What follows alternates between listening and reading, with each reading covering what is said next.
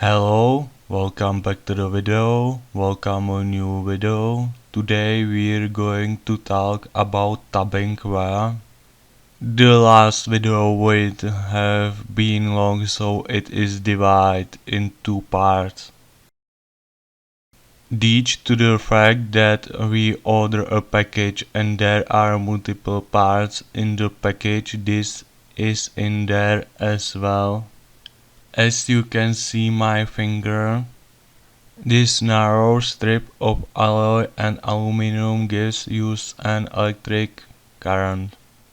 The edges among you have figured out that we are talking about a monolithic cell.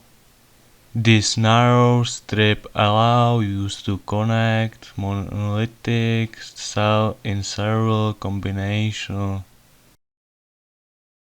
This strip is already used to connect the cell to the electrical cable. There are not many combinations for this anymore and there is only one. Basically, it is a simple task to collect all the current from the smaller connection that was previous on the narrow strip and pass it to the cable.